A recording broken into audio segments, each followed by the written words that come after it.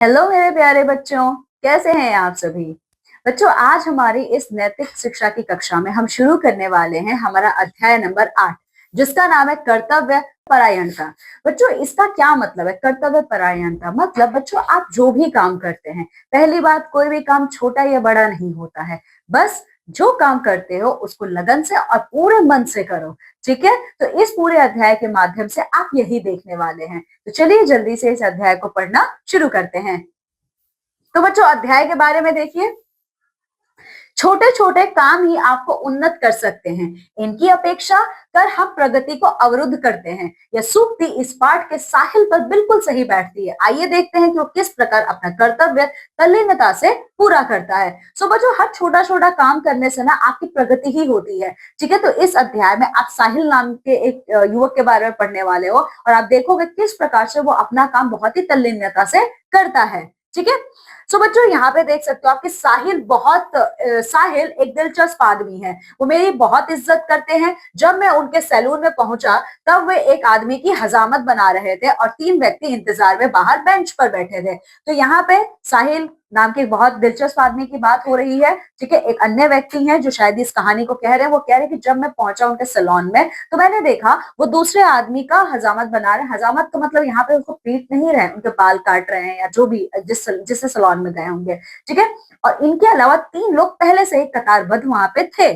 ठीक है, मेरे सैलून में पहुंचते ही साहिल ने उस तरह रख दिया। उन्होंने मेरे लिए कुर्सी बिछाई और बाहर दुकान से मेरे लिए कप चाय मंगवाई। मैंने चाय पीनी शुरू की और साहिल हजामत बनाने लगे। ठीक है, तो जैसे ही मैं सैलून में पहुंचा तो अपना जो साहिल थे उन्होंने अपना सरा रख दिया। ठीक है, और साथ ही साथ मेरे लिए चाय भी मंगवाई। तो चाय पीने के बाद मैं उनका इंतजार करने लगा और साहिल वापस अपने काम में लग गए। ठीक है, हजामत पूरी हुई तो मुझे लगा मेरा नंबर है, परंतु मेरे उठने से पहले ही साहिल ने बाहर बैठे व्यक्तियों में से एक व्यक्ति को आवाज लगाकर बुला लिया। अब वे उस व्यक्ति के बालों में कंघी करने लगे।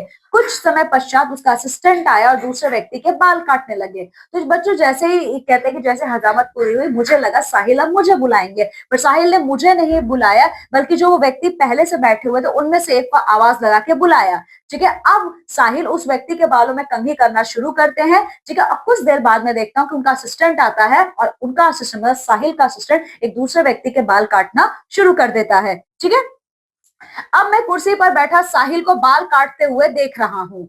ठीक है, मैं उस व्यक्ति को देखता हूँ, सोचता हूँ शायद इसने 8-10 दिन से स्नान नहीं किया। ऐसा लग रहा है जैसे उसके बालों में रेत और लकड़ी का बुरादा भरा है। तो ये कह रहे कि मैं कुर्सी पे बैठ के आराम से साहिल को बाल काटने का काम करते हुए देख रहा हूँ और वो जिस व्यक्ति का बाल साहिल काट रहे, ऐसा लग रहा है इस व्यक्ति ने बहुत दिनों से नहाया नहीं है। इसके बालों में धूल मिट्टी पूरी भरी हुई है। ठीक है, साहिल बालों में कंघी करने को जैसे ही कंघी आगे बढ़ाते हैं वो बढ़ता ही नहीं, वो उलझे बालों में अटक जाता है। मेरी दृष्टि उस व्यक्ति की गर्दन पर पड़ती है। उसकी गर्दन काली चिक्कट हो रही थी, किंतु साहिल उसके बालों को काटने में ऐसे तल्लीन है जैसे वो मुमताज का सगा भाई हो। ठीक है, तो वो कहते हैं कि जैसे ही साहिल कंघी उठा के उस इंसान का बाल कंघी करने के लिए जाते काटने के लिए, वो कंघी होती ही नहीं है। ठीक है, मुझे तो बड़ा अजीब लग रहा था उस मनुष्य को देख के। मैंने उसके गले को देखा तो ऐसा लग रहा था काली पूरी एक धूल की पट्टी वहां पे जमी हुई है, पर साहिल, उसे तो कोई फर्क ही नहीं पड़ रहा था। साहिल तो पूरी तल्लीनता से अपना काम कर रहा था। ठीक है, आगे ये बताते कि जब कभी कभी वो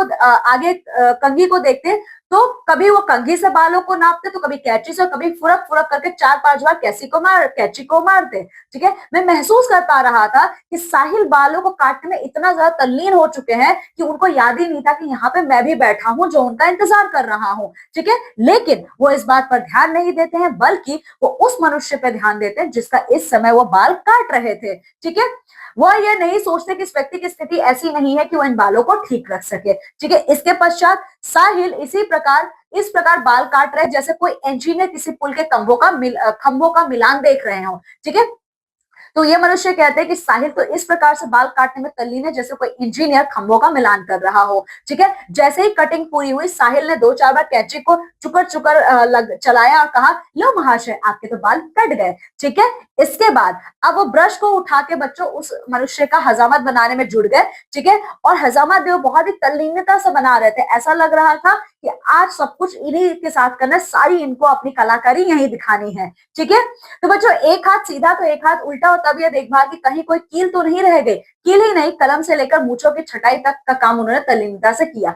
ठीक है, तो साहिल ने बहुत अच्छे तरीके से उस मनुष्य का पहले बाल काटा, उसका फिर दाढ़ी बनाया। ठीक है, इसी तरीके से वो कहते हैं कि आधे घंटे तक मैंने साहिल को वहां पे नोटिस किया। साहिल बहुत ही तल्लीनता से ये काम करने में मशगूल थे। उसके बाद ठीक है, देखते देखते भावों से भर उठा, यहाँ तक कि हजामत की ऊंची कुर्सी पर आने पर जब मैं उठा तो इतना भाव विभोर था कि मैंने साहिल को अपने में जकड़ लिया। तो ये मनुष्य कहते हैं कि मैंने साहिल को जब देखा वो इतनी तल्लीनता से अपना काम कर रहे हैं, मुझसे रहा नहीं गया और मैंने साहिल को गले लगा लिया। ठीक है, पैसे देकर जब वो व्यक्ति चला गया, ठीक है, तो जब साहिल को पैसे देकर जब वो मनुष्य चला गया, तब मैंने साहिल से कहा, साहिल तुम उस व्यक्ति से ऐसे चिपके जैसे कोई राष्ट्रपति तुम्हारे सैलून पर आ बैठा हो। तो मैंने साहिल से पूछा कि साहिल, वो मनुष्य देखने में बहुत अजीब लग रहा था, पर तुम तो उसकी सेवा ऐसे कर रहे थे जैसे कोई राष्ट्रपति आ गया हो। ठीक है, तब साहिल कहते हैं कि उसने सूरत का ढोकला और कलकत्ता के रसगुल्ले फीके पड़ गए। भाई जी, इस कुर्सी पर बैठा हर व्यक्ति मेरे लिए राष्ट्रपति ही है। तो ये मनुष्य कहता है कि मेरे सवाल का जवाब साहिल ने इस प्रकार से दिया कि उसके सामने ढोकला और कलकत्ता के रसगुल्ले भी फीके पड़ जाए। साहिल ने कहा कि इस कुर्सी पे जो भी मनुष्य आके बैठता है, चाहे अपना बाल कटवाना हो, चाहे दाढ़ी बनवाना हो, चाहे हजामत अपनी करवानी हो, वो मेरे लिए किसी भी राष्ट्रपति से कम नहीं है। ठीक है, तो बच्चों अब देखिए क्या होता है आगे। मैं स्मृतियों की सरिता में बहने लगा। साहिल अपना काम पूरा कर चुके थे, लो महाशय बन गई हजामत। उनके शब्दों से मैं चौंक पड़ा। पर यह क्या, मैं इधर उठ रहा हूं उस कुर्सी से और उधर मेरे सामने उतारी जा रही है जीवन वेद की ऋचा। हर एक नागरिक में अपने काम के लिए चाव, श्रम के प्रति यह श्रद्धा और पेशे से के प्रति ईमानदारी के इस भाव का जागरण ही राष्ट्र की जीवन शक्ति का सर्वोत्तम मापदंड है।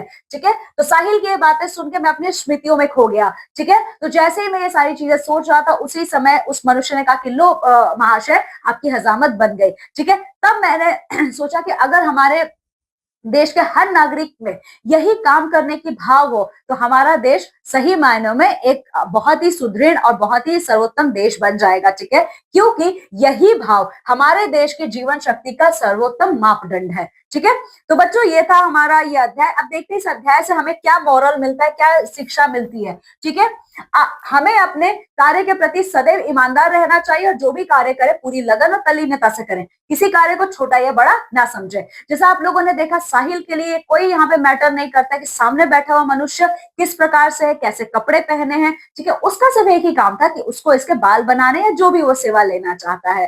ठीक है, तो बच्चों इसी तरीके से आप जो भी काम कीजिए पूरी तल्लीनता से कीजिए। ठीक है बच्चों, यहाँ पे हमारा अध्याय समाप्त होता है। अब आप सभी को इस अध्याय को अच्छे से पढ़ना है, उसका अभ्यास कार्य पूरा करना है। चलिए अब मैं आपसे विदा लेती हूँ और मैं मिलूंगी आप सभी लोगों से हमारी अन्य कक्षा में एक अन्य अध्याय के साथ। तब तक आप सभी अपना बहुत ख्याल रखिएगा। बाय बच्चों।